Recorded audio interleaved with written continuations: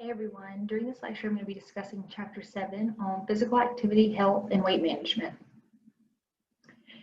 Physical activity can affect the body and our weight in many different ways. It plays a role in fat burn, the prevention of lean body mass, the prevention of weight regain, and it can have an effect on an individual's appetite depending on various factors from person to person. So in terms of low to moderate intensity exercise, in the first few minutes of the activity before aerobic metabolism has kicked in, the body is relying on carbs, creatine phosphate, and stored ATP as a source of fuel. Once that aerobic metabolism kicks in and starts up, lipid oxidation increases and it surpasses the carbohydrates as a source of fuel.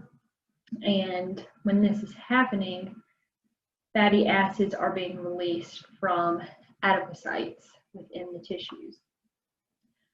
Regular physical activity can improve overall physical fitness.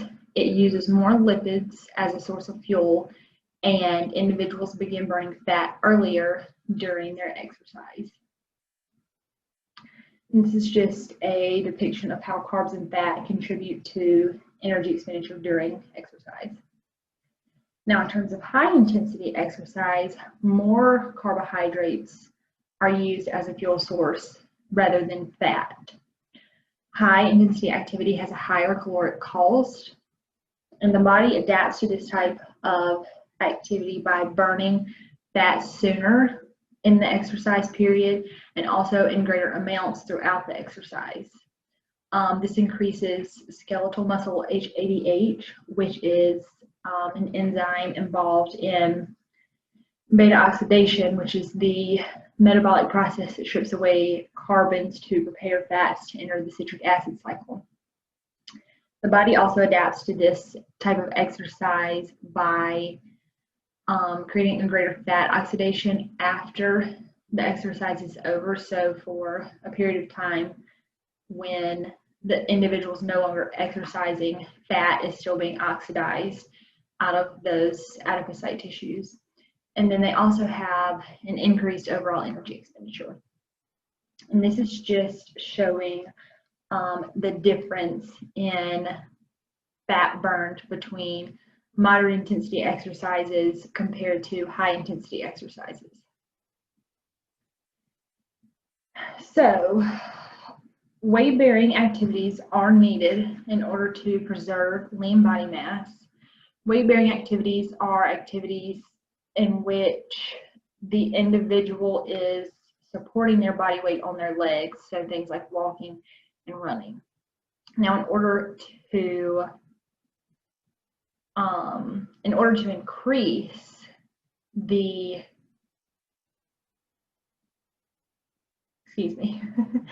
in order to increase their muscle mass, resistance exercise is needed. So weight-bearing activity is needed to preserve muscle mass, and to increase the muscle mass, resistance training is needed. And so an example of that would be strength training. Now, exercise also increases lean muscle tissue as well as the loss of fat tissue. We typically see with individuals who regularly exercise that they typically tend to lose less weight than dieters because muscle tissue is heavier due to its water content. So, in terms of appetite, exercise can suppress appetite. It can also speed it up. It really depends on the individual themselves and certain factors like gender and the level of intensity and type of exercise that they're doing. Weight loss does increase ghrelin levels within the body. That's the hormone that promotes food intake. And for individuals who have a high level of physical activity, who exercise on a regular basis, it is recommended that they avoid extreme caloric restriction. So, they're burning more calories than, the average individual might. So they don't need to restrict themselves. They need to, maintain a steady intake of calories so that they don't go into a deficit, and that would cause them to lose weight. Also, they need to focus on, sorry for that sound. They also need to focus on manageable dietary changes and physical activity in order to maintain their current weight. In order to prevent weight gain, physical activity is the most reliable indicator of successful weight management. This means that people who regularly engage in some form of exercise are more successful in preventing the regain of weight that they have already lost. Now, the U.S. government recommends that individuals get approximately 30 minutes of moderate intensity exercise every day of the week. This, however, is not enough to prevent the regain of weight.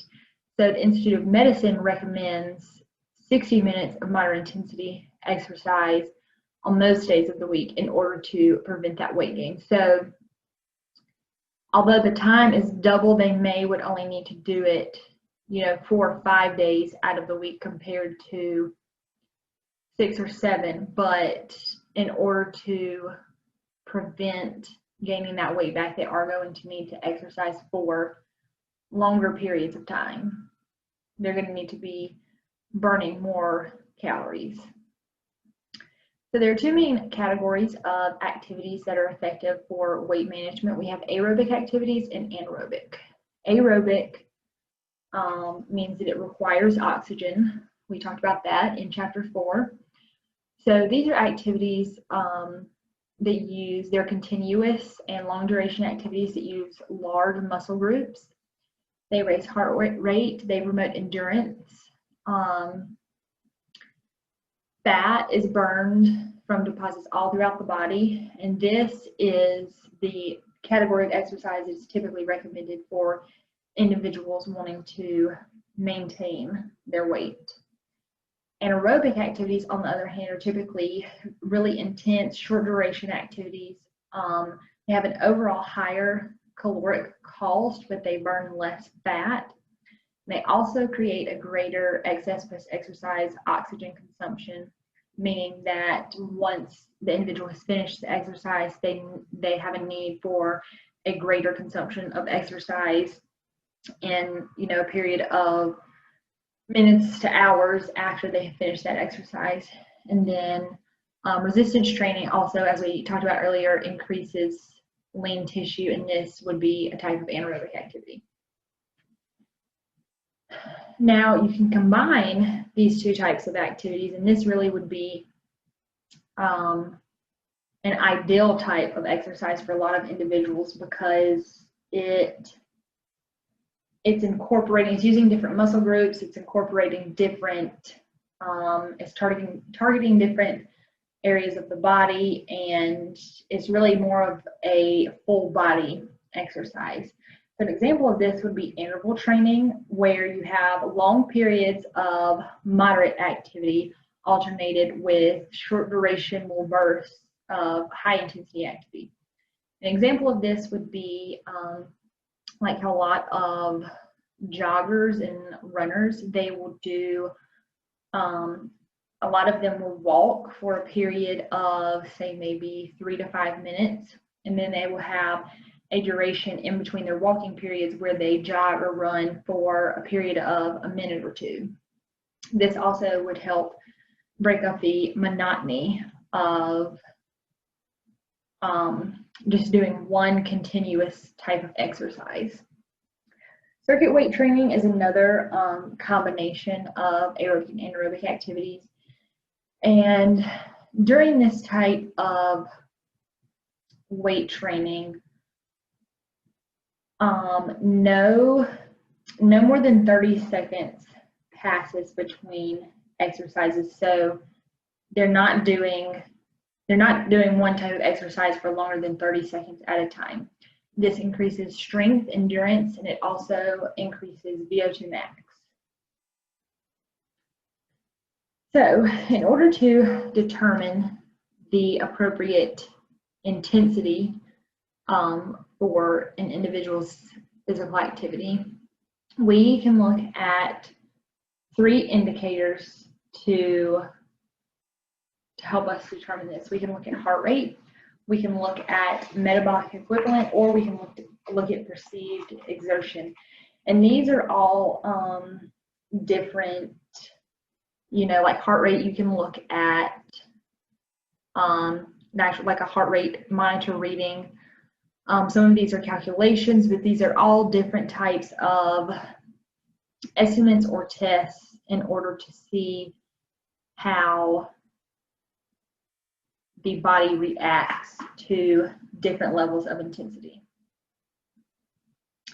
And so this table is just showing the classification of physical activity depending on different levels of intensity.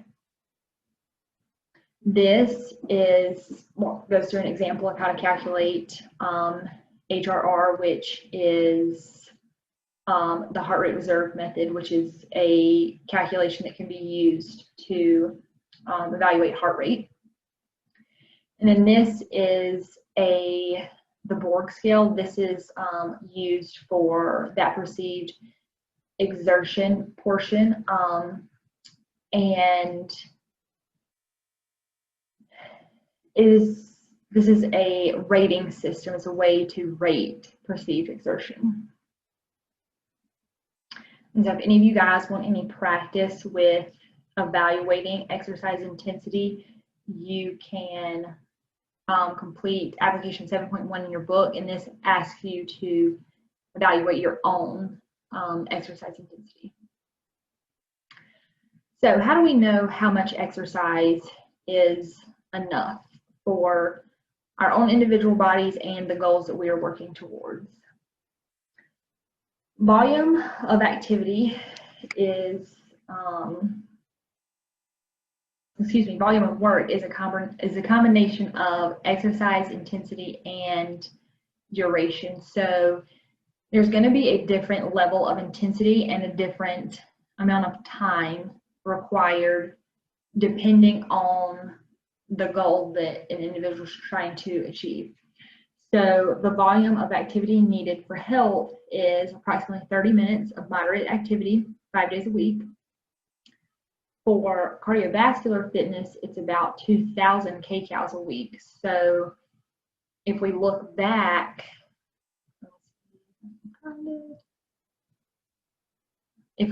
right here, the 30 minutes a day is burning approximately 200 calories. So if you did that 5 days a week, that would only be 1,000. So for the cardiovascular fitness, you would need to be exercising more like 60 days a week. Excuse me, not 60 days, I'm so sorry. 60 minutes per day for approximately 5 days throughout the week. Now for muscular strength and endurance, it's going to vary depending on exactly what muscle group you're wanting to target, but it's going to be a combination of different types of exercises as well as some resistance training with repetitions and sets. And then for weight loss and maintenance, it's recommended that an individual participates in some type of physical activity 5 to 7 days a week. And then again, the duration is going to depend on the individual's weight loss goal and whether they are trying to actually lose weight or prevent a weight regain. This is a table that summarizes some recommendations for aerobic exercise programs, and it gives some different examples and guidelines depending on the intensity, duration, and volume and things like that, and different types of activities, so that you have you have a variation of activities to choose from depending on the specific individual that you're working with. As we can see in this picture, this lady is doing what is called a seated row. This is a type of resistance training exercise that can be done to build muscular strength and endurance. And then again, here's another table that is summarizing some more recommendations, but these are for muscle strength and endurance program guidelines. So this table is going to be for more, things like walking, biking, things like that. And this is going to specifically focus on resistance training and muscle building workouts. So special considerations need to be made depending on the type of individual you're working with. We can typically make some generalizations about young adults to middle-aged adults. However, we do need to set aside some considerations for groups of children, pregnant women, older adults, and those who are severely obese. There are going to be characteristics within those populations that may affect their ability to participate in those more generalized activities that we've set for a more generalized population. So for children, informal play is the ideal type of physical activity for them because it involves different muscle groups, and it also promotes socialization, and it's more fun for the children. So this would be informal play would be something like an unorganized sport. So playing at recess or PE, things like that, where they're doing it more for them. The focus is that it's fun, but they are getting physical activity at the same time. A formal exercise is going to be things like after school exercise programs. So if they're on a soccer team or they play baseball, things like that, and the focus, it can still be fun, but the focus of those is more on the sport itself and doing it for exercise, physical activity purposes.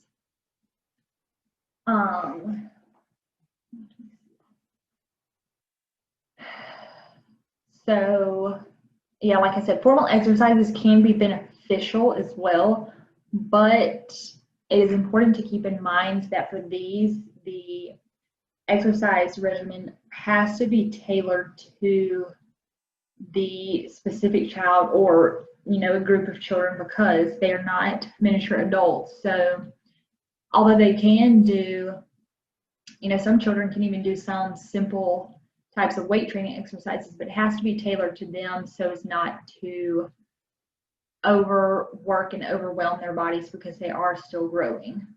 And it is possible for children to develop injuries due to overworking one, type of muscle group and things like that, or one specific part on the body. So those are, that's something important to keep in mind when tailoring a regimen to a child.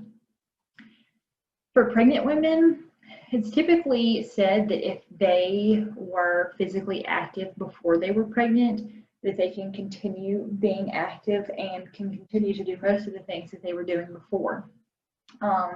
And also for women who were not physically active before they were pregnant, they can still become, and it's actually recommended that they become physically active while they're pregnant. They just have to approach it a little differently. They have to start out a little slower and with some simpler things. They can't, they can't jump into jogging 5 miles a day and lifting weights. They would have to build up to that.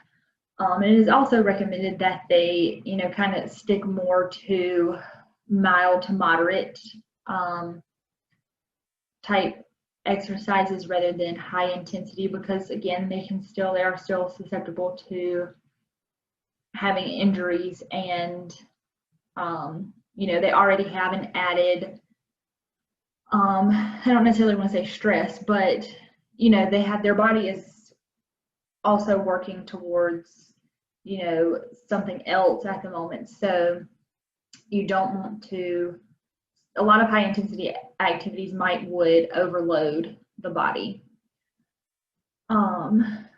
And for all pregnant women, it is recommended that they keep well hydrated. They should maintain a heart rate lower than 150 beats per minute. They should avoid activities that may cause abdominal injuries. And then no activities where they're required to lay on their back should be done after the 4th month.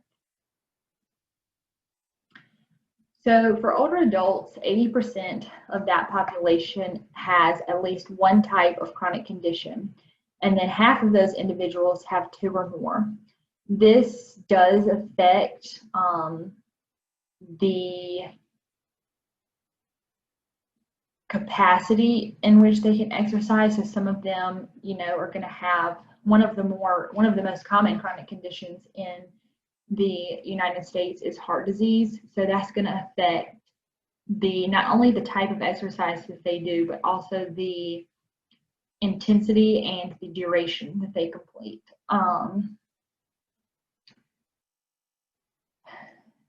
Exercise programs for older adults need to include components of education, support, and they need to be safe and appropriate. So it needs to be explained to them what they should be doing and why they are doing it, what benefit is that activity going to provide for them. And so some strategies for the older adult population to follow in order to stay safe during their exercise programs is to avoid aggravating any existing diseases or conditions. So if they if they have back problems, they're not going to be wanting to bend over and pick up a barbell or anything like that, so they're going to need to, if they have any type of pre-existing condition, that needs to be taken into consideration when looking for a exercise program. And then also, a big focus is on preventing further injury or preventing them from developing something new that is not related to anything that they had before. So the big focus with the older adult population is making sure that the exercises they're doing are safe for them and ensuring that they do not aggravate any current issues or develop any new injuries.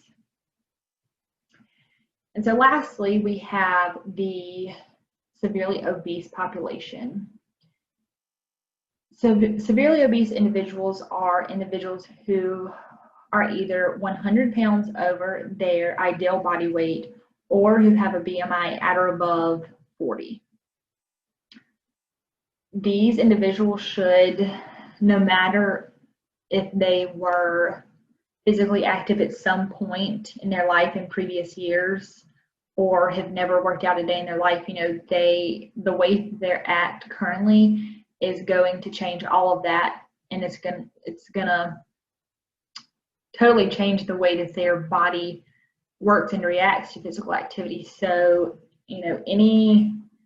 with this population, kind of, not all the time, but a lot of times, physical activity they've done before, kind of, that's not going to be very beneficial in helping someone develop a program for them, because their body has gone through so many changes and it's going to react completely differently to any type of physical activity than it would have previously. So for them, it is important that they obtain medical clearance before they begin any type of physical activity. They need to, ensure that it is safe for them to participate in physical activity and that it's not going to overwhelm their bodies too much to where they are put in some kind of harm or danger. They're going to need to start out slowly, and they're going to need to start with low impact, low stress activities. They're not going to need to be a lot. So a lot of these are going to be things like sitting down and maybe doing leg lifts or lifting some small weights. They're not going to be able to get up and start, running immediately. They're going to have to start with simple things and build up to that. It's also important to address situations that are uncomfortable for obese individuals. This not only means, addressing exercises that are uncomfortable for them, but also situations. So for a lot of individuals who are severely obese, they may not feel comfortable going into a gym and, working out in front of a bunch of other people, or they may not even be comfortable working one-on-one with a personal trainer. They may prefer to do things at home by themselves in the beginning until they build up some confidence to exercise in front of others.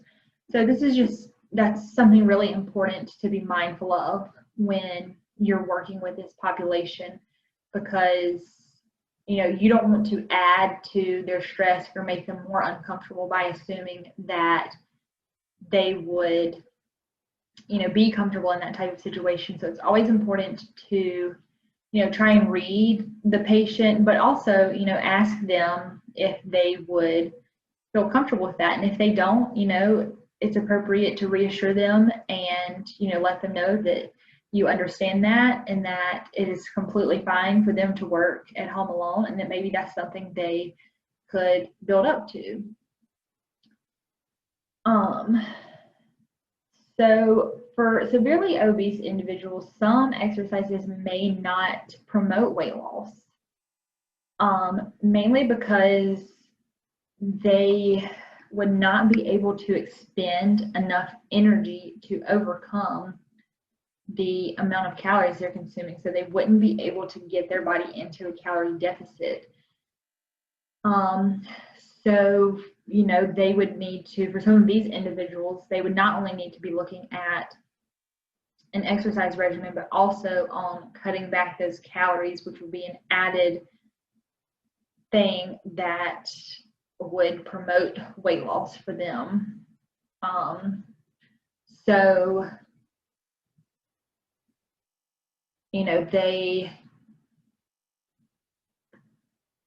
they essentially, because of their weight, their weight is holding them back from being able to complete some of those exercises that would promote weight loss. So, although it is discouraging to some of them, this is really a thing that it's going to take time, and they're going to have to work at things and slowly build up and add on so that their body can adjust. Because in the beginning, for most of them, they're not going to be able to complete a type of weight loss promoting activity at their starting point.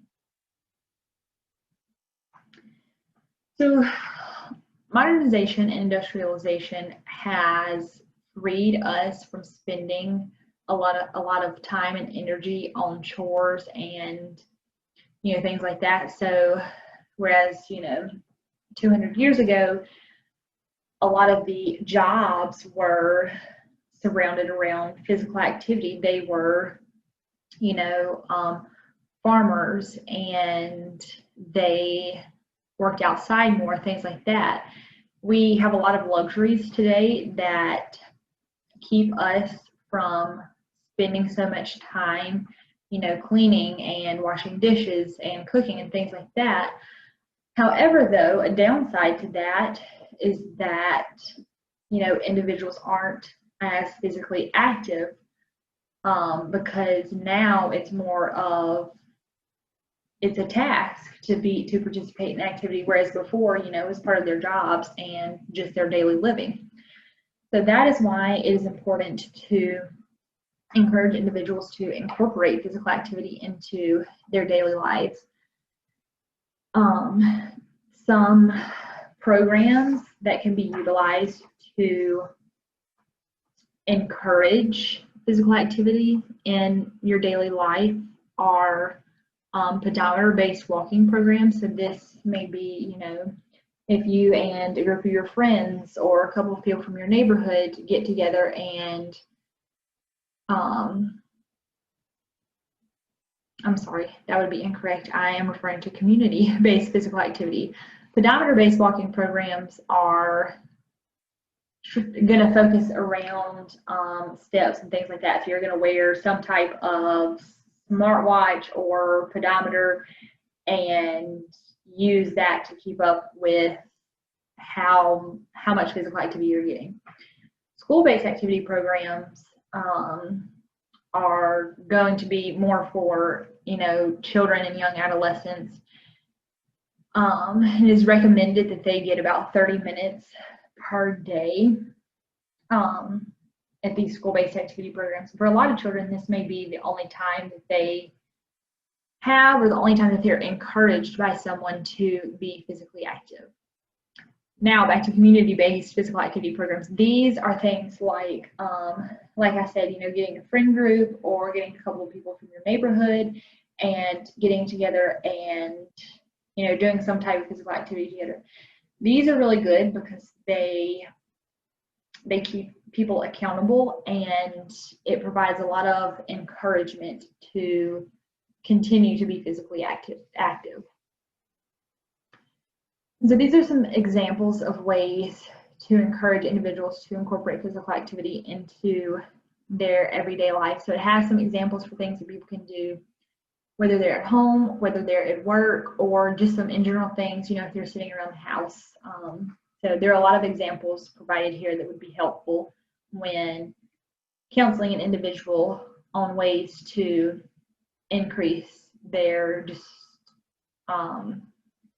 everyday living physical activity. So risk of sudden death, it is a concern for some individuals, for some different groups of individuals. However, it's not extremely common. In fact, the rate of heart attack just in the general population is 7 times higher than the cardiac death rate due to death during exercise. Some factors that can increase the risk of cardiac event during exercise, one of the biggest things is going to be age and pre-existing conditions. So if someone, you know, is older and they already have some type of heart problem, then, you know, clearly they are going to be at a higher risk than someone who's younger or someone who's never had any problem with their heart. The intensity of the exercise as well, though, and can increase their risk, for death during exercise. So if even an individual who's perfectly healthy, if they're completing an exercise that is far too intense for their body to handle, their heart can give out under, you know, stress and pressure from that situation. And some other factors are individuals who were previously sedentary. So if they, you know, had been doing absolutely no type of physical activity for months and months, and then just all of a sudden they jump into it, you know, that their heart is not used to that. So that can overwork the heart. That's why it is important for those individuals to start slow and simple so that they can give both their heart and their body time to adjust to those changes. And then environmental factors and time of the day can also affect an individual's risk of sudden death during exercise.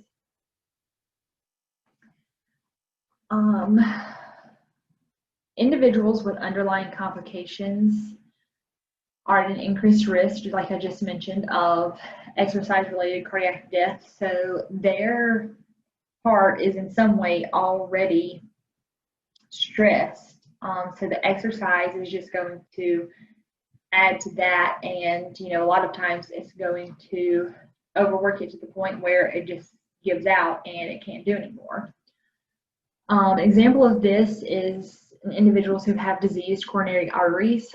This prevents the arteries from being able to dilate properly during the physical activity, so the blood flow is not optimal. Resistance training is not recommended for individuals who have cardiomyopathy, pulmonary hypertension, or Marfan syndrome, which is a type of heart condition. So, you know, it's really for most individuals who have some type of underlying cardiac issue, but specifically for individuals who have one of these types of conditions, resistance training is, you know, is not recommended because this would put entirely too much stress on the heart.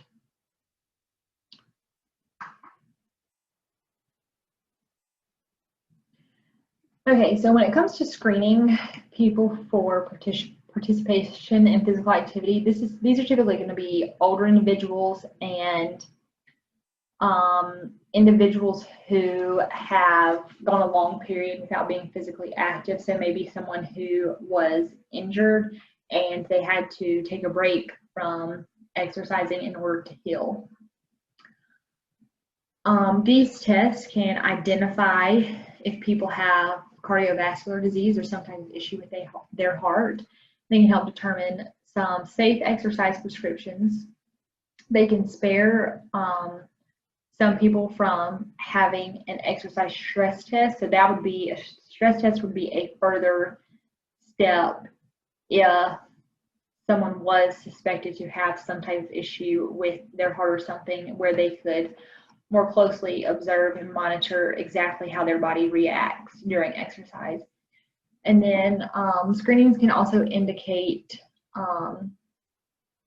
the advisability of supervised programs. So this means that during the screening process, it may be indicated that an individual would be better suited to some type of supervised physical activity.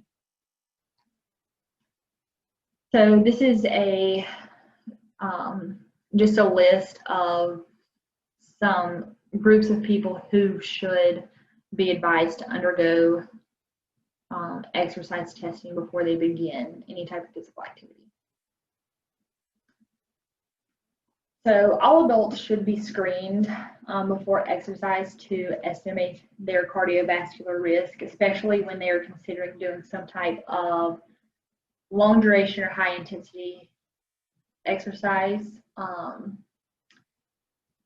People who do come up with medical risks during this screening should be referred to a healthcare professional to further observe what was picked up as a risk and to actually evaluate if, you know, it's something that should really be concerned about that's going to prevent them from being able to exercise. And then a PAR-Q questionnaire, or a physical activity readiness questionnaire, is just a tool that can be used when screening people for cardiovascular disease prior to them participating in physical activity. This is another application exercise if you guys want some practice with tailoring a fitness program. This specific case study asks you to look at a child. So you would be, you know, like we talked about earlier, you would be tailoring a specific type of regimen to that that specific age and stage in life. Okay, so cardiorespiratory exercise tests are a form of stress test, and they can be used to diagnose and treat cardiovascular disease. They measure blood pressure, heart rate, and they use an electrocardiogram during and after the exercise. So this is another tool that's used to measure the heart rate. Stress tests are not recommended for routine use, so typically these are only used when it's suspected that an individual does have some type of issue that's going to keep them from being able to safely participate in physical activity. And then again, they're not needed for obese individuals unless they have some type of cardiovascular risk. So being obese is not reason enough to subject them to a stress test. However, if they do have cardiovascular risks, it is recommended, just as an extra step of precaution to ensure that they are safe and have minimal risks when they're participating in physical activity.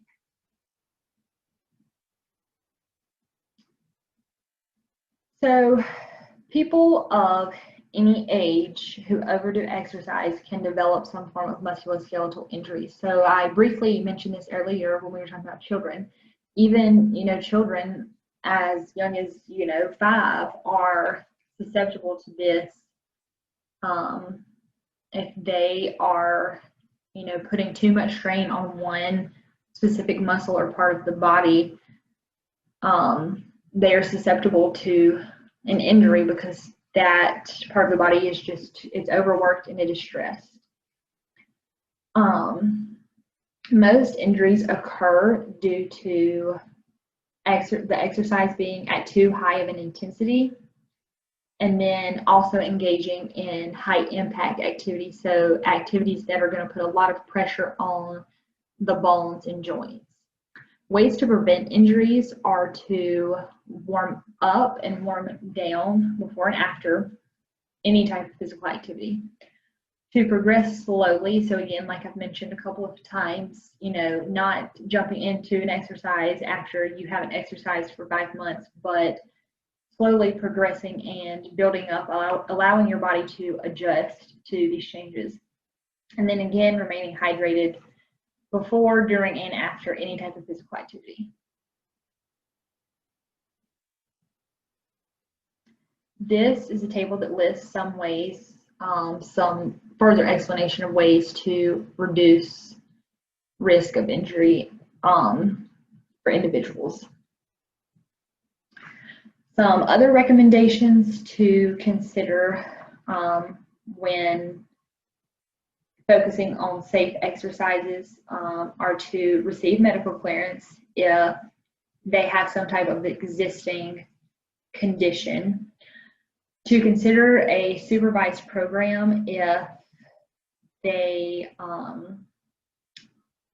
have some form of cardiovascular disease that is stable, or if they have type 2 diabetes. So this would, ensure that these groups are going to be a little higher risk, but they should still be able to participate in physical activity. But participating in a program that's supervised is just going to be an added precaution that ensures that they are safe and that someone is there to help monitor them.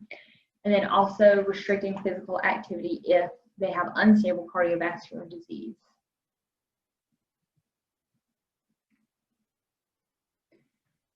So these are some highlights of some survey data that was collected by the CDC, and it indicates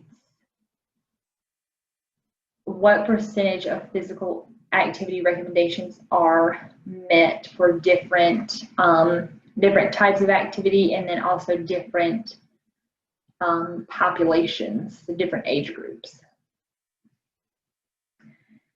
So there are many benefits from just a few lifestyle changes. You can find a variety of enjoyable activities. There are so many different types of physical activity and exercise out there, and a lot of people think, exercise is going to the gym and walking on a treadmill. There's so much more that you can do, that may not even be thought of as a type of exercise, but that is something that's going to engage you and keep you physically active. Individuals can even participate in shorter training sessions. This would still be beneficial for some if they're just getting out there and doing something. It doesn't have to be, it doesn't have to last for 2 hours out of their day. It could be 20 minutes. If they're doing something, that's better than nothing.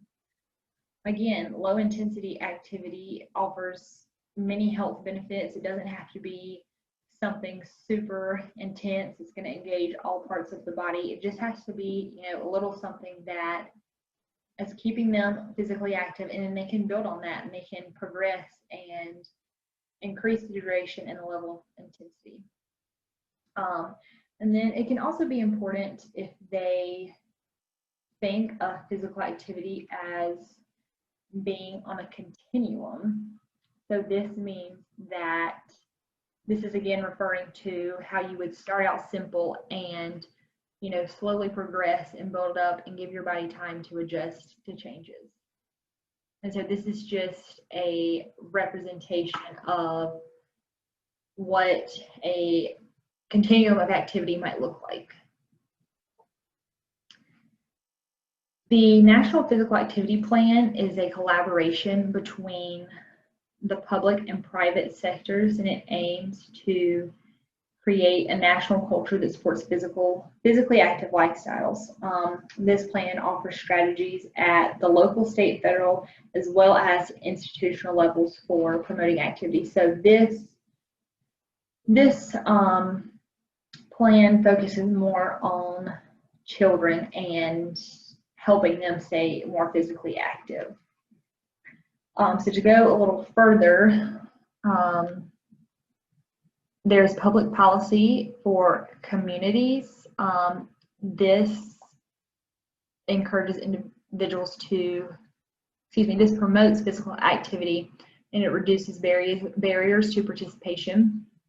It provides funding to make communities safer and improve access to programs and facilities. So this funding goes to, adding sidewalks or street lights so that people can exercise at night, opening up a gym, or funding more exercise programs at school, or allowing for more recess, things like that. And then also providing sidewalks for the general population to promote more physical activity and giving individuals an added opportunity to be physically active.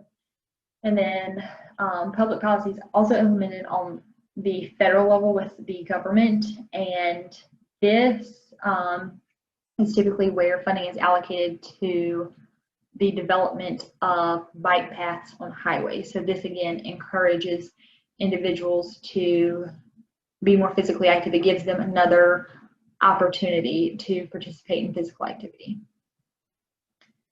And then if you guys want to, this is another application exercise that asks you to look at some barriers to physical activity within your own community. So if you guys want practice with that, and if you're just curious as to what some barriers may be within your own community, your population of people, you are more than welcome to look at that.